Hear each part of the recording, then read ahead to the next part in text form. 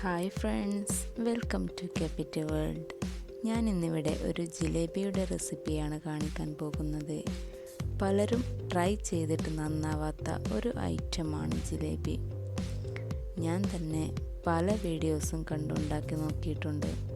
But വെറും രണ്ട് ചേരുവ കൊണ്ട് മാത്രം ഉപയോഗിച്ച് ഈ ഒരു രീതി ഒന്ന് കൂടി ട്രൈ ചെയ്ത് നോക്കൂ. അപ്പോൾ എങ്ങനെയാണ് ഇതുണ്ടാക്കുന്നത് നോക്കാം. അതിനു വേണ്ടി ഞാൻ ഉഴുന്ന് ഒരു 6 മുതൽ 8 മണിക്കൂർ വരെ കുതിർത്തുക. ഉഴുന്നിന് പ്രത്യേകിച്ച് അളവൊന്നുമില്ല, നിങ്ങൾക്ക് എത്ര വേണമെന്ന് വെച്ചാൽ അത്രയും എടുക്കാം.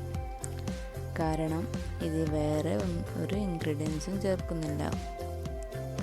ഇനി കുറേശ്ശെ വെള്ളം ചേർത്ത് നന്നായി അരച്ചെടുക്കണം. ആദ്യം കുറച്ച് വെള്ളം ചേർത്ത് അരക്കുക, പിന്നെ കുറച്ച് ചേർക്കുക. അങ്ങനെ അരച്ച് ഈ ഒരു കൺസിസ്റ്റൻസിയിലെത്തണം. ഇനി ഇത് ഒരു സ്പൂണോ തവിയോ വെച്ച് നന്നായി മിക്സ് ചെയ്യുക.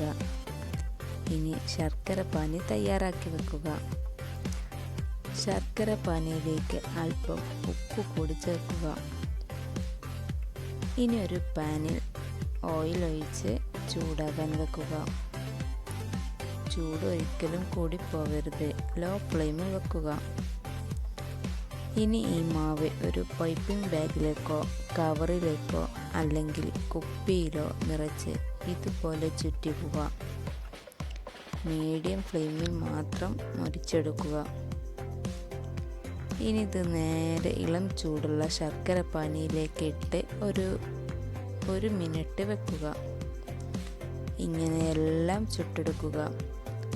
അപ്പോൾ ഇത്രയേ ഉള്ളൂ നമ്മുടെ ജിലേബി തയ്യാറാക്കാൻ. ജിലേബി ഉണ്ടാക്കിയിട്ട് ഇതുവരെ നന്നാക്കാത്തവർ ഇത് കൂടി ഒന്ന് ട്രൈ ചെയ്യണേ.